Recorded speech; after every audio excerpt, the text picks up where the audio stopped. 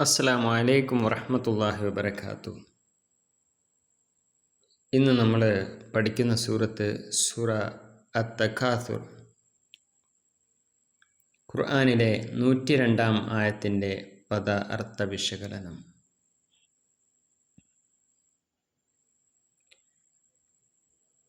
അത്തക്കാസുർ എന്ന വാക്കിൻ്റെ കൃത്യമായ അർത്ഥം എന്താണ്?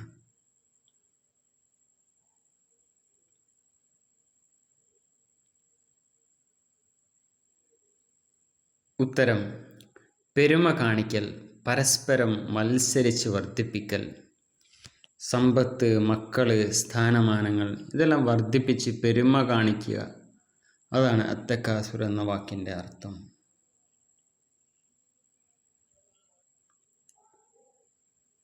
അടുത്ത ചോദ്യം: തക്കാസുർ മനുഷ്യനെ എന്തിൽ നിന്നാണ് അശ്രദ്ധനാക്കുന്നത്?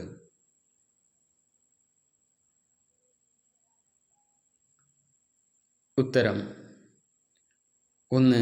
അള്ളാഹുവിനെ കുറിച്ചുള്ള സ്മരണയിൽ നിന്ന്. 2. പരലോക ജീവിതത്തിനായുള്ള ഒരുക്കത്തിൽ നിന്ന്.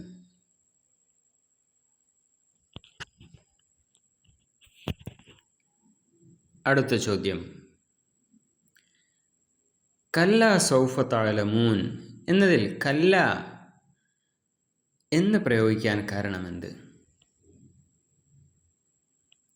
കല്ല സൗഫ തഅലമൂനിലെ കല്ല.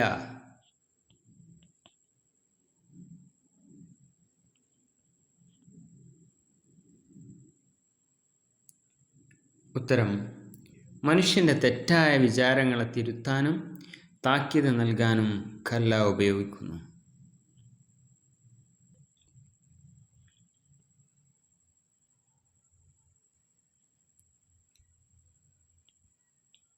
സൗഫ തഅലമൂൻ ഇരട്ട മുന്നറിയിപ്പ്. ഈ സൂറത്തിൽ 2 തവണ സൗഫ തഅലമൂൻ, പിന്നീട് നിങ്ങൾ അറിയും എന്ന് ആവർത്തിച്ച് പറഞ്ഞത് എന്തിനെ സൂചിപ്പിക്കുന്നു? നമുക്ക് കാണാവുന്നതാണ്. കല്ല സൗഫ തഅലമൂൻ, സുമ്മ കല്ല സൗഫ തഅലമൂൻ എന്ന് 2 തവണ ആവർത്തിച്ച് പറഞ്ഞിട്ടുണ്ട്. ഒന്നാമത്തേത് മരണസമയത്ത് നിങ്ങൾ യാഥാർത്ഥ്യം അറിയുമെന്നുള്ളതാണ്. 2-ാമത്തേത് പുനരുത്ഥാന നാളിൽ നിങ്ങൾ അത് അറിയും എന്നുള്ളതാണ്.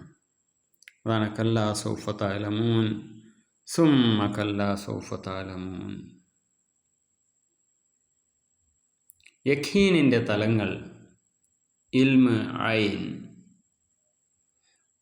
ഐനുൽ യഖീൻ എന്നാൽ എന്ത്? നേരിട്ട് കാണുന്നതിലൂടെ ലഭിക്കുന്ന ഉറപ്പാണ് ഐനുൽ യഖീൻ. ഉദാഹരണം: നരകം നേരിൽ കാണുന്നത്. 2-ാമത്തെ ചോദ്യം ഇൽമുൽ യഖീൻ എന്താണ് എന്നുള്ളതാണ്. ഇൽമുൽ യഖീൻ എന്ന് പറയുന്നത് അറിവിലൂടെ ലഭിക്കുന്ന ഉറപ്പ്.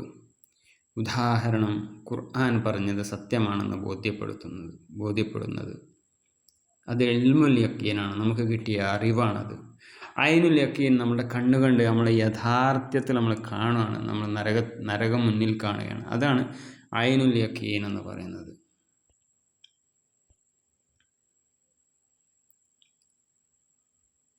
അൽ ജഹീം ആളിപ്പടരുന്ന അഗ്നി. ചോദ്യം: അൽ ജഹീം എന്ന പദം നരകത്തെക്കുറിച്ച് എന്താണ് സൂചിപ്പിക്കുന്നത്?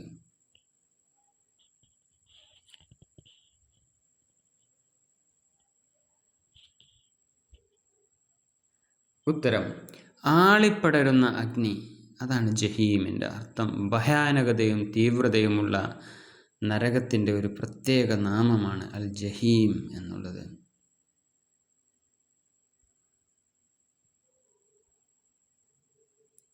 ലതുസ്അലുന്ന, നഈം, 2 പദങ്ങളുണ്ട്. ചോദ്യം: ലതുസ്അലുന്ന എന്ന പ്രയോഗത്തിൻ്റെ വ്യാകരണപരമായ പ്രത്യേകത എന്ത്? ഉത്തരം: നിശ്ചയമായും സംശയലേശമെന്നെ നിങ്ങൾ ചോദ്യം ചെയ്യപ്പെടും എന്ന് ഊന്നി പറയുന്നു.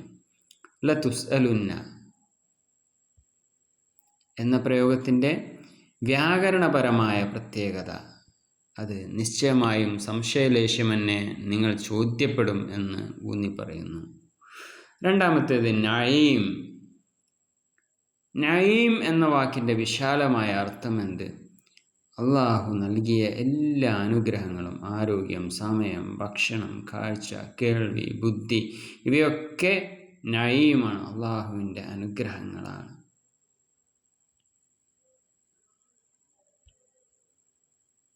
അടുത്ത ചോദ്യം, മനുഷ്യൻ ഏറ്റവും അധികം മത്സരിക്കുന്നത് ഏതെല്ലാം ആണെന്നാണ് ഈ സൂറത്ത് സൂചന നൽകുന്നത്? ഒന്നാമത്തേത് സമ്പത്ത്, ധനം ശേഖരിക്കുക, അത് പ്രദർശിപ്പിക്കുക.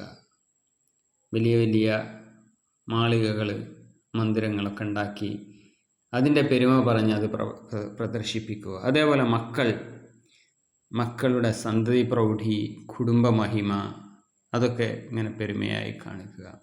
അതേപോലെ അധികാരം, സ്ഥാനമാനം, ഭരണം, നേതൃത്വം, ഇതൊക്കെ പിടിച്ചെടുക്കാൻ വേണ്ടിയിട്ടുള്ള മനുഷ്യരുടെ മത്സരം നമുക്ക് കാണാൻ പറ്റും. അതേപോലെ ഗോത്രമഹിമ, കുലമഹിമ, പൂർവിക പ്രൗഢി, ഇതിനൊക്കെ വേണ്ടിയിട്ട് മനുഷ്യൻ ഇങ്ങനെ മത്സരിച്ചു കൊണ്ടിരിക്കുന്നത് നമുക്ക് കാണുവാൻ സാധിക്കും.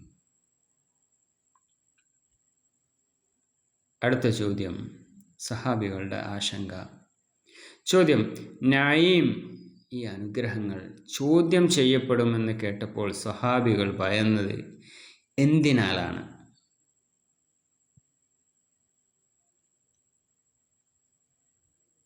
ഉത്തരം നോക്കാം.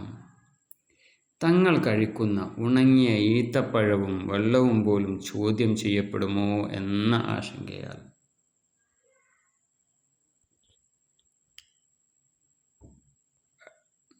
ഈ ഭയം ഏറ്റവും ചെറിയ അനുഗ്രഹത്തെക്കുറിച്ചും ഉത്തരം പറയേണ്ടി വരും എന്ന ബോധം ഒരു മുസ്ലിമിൻ്റെ ജീവിതത്തെ ഉത്തരവാദിത്തത്തോടെ നയിക്കാൻ പ്രേരിപ്പിക്കുന്നു.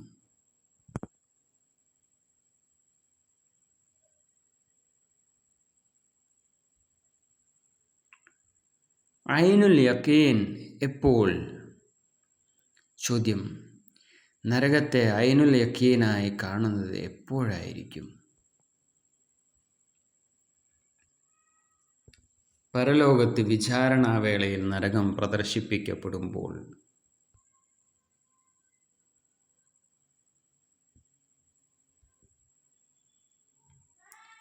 അൽഹ എന്ന വാക്കിൻ്റെ മൂലരൂപം ലഹ്വ് എന്നാണ്. ഇത് അശ്രദ്ധ എന്നതിനേക്കാൾ എങ്ങനെ വ്യത്യാസപ്പെട്ടിരിക്കുന്നു? ഉത്തരം, വിനോദങ്ങളിൽ മുഴുകി ഗൗരവപരമായ കാര്യങ്ങൾ മറന്നു പോകുന്നതിനാണ് ലഹ്വ് എന്ന് പറയുന്നത്. സാധാരണ അശ്രദ്ധയേക്കാൾ ആഴമേറിയ ആനന്ദത്തിൽ മുഴുകിയ മറവിയാണ് ഇത് ലഹ്വ്. അൽഹാകുമുത്തകാതുർ.